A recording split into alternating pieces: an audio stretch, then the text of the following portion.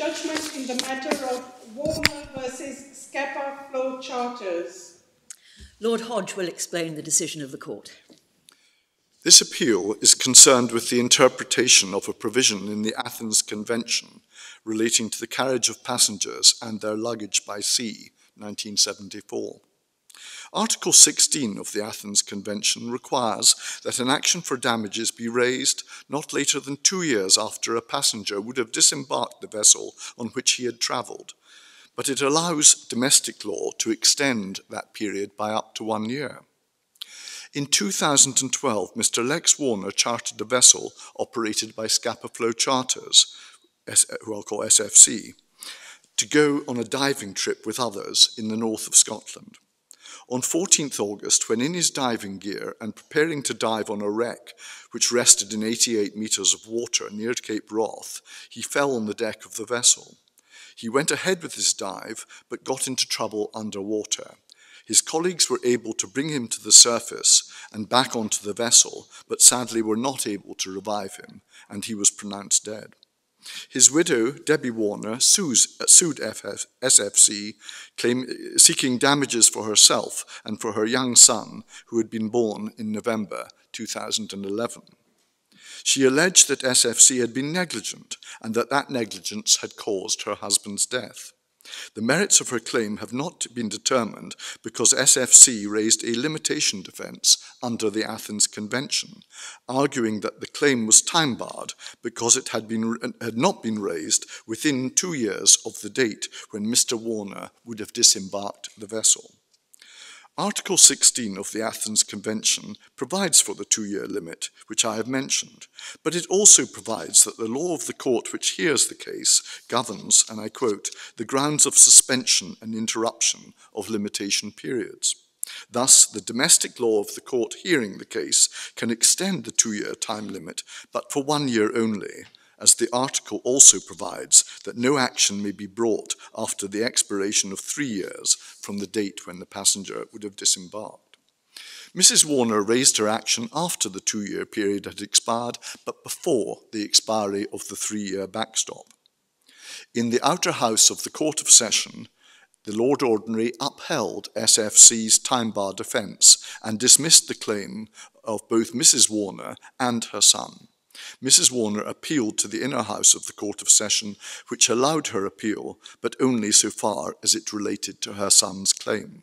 This was because the relevant Scottish rule of limitation, namely Section 18 of the Prescription and Limitation Scotland Act 1973, provided that in calculating the limitation period under that section, the court should disregard any period during which the claimant was under a legal disability. Mr. and Mrs. Warner's son was a young child, and so was under a relevant legal disability. Mrs. Warner, being an adult, could not rely on that provision to extend the limitation period on her claim. SFC appeals to this court with the permission of the inner house. This court unanimously dismisses the appeal for the following reasons. First, it is well established that in interpreting an international convention, such as the Athens Convention, national courts should look at the objective meaning of the words used and the purpose of the convention as a whole.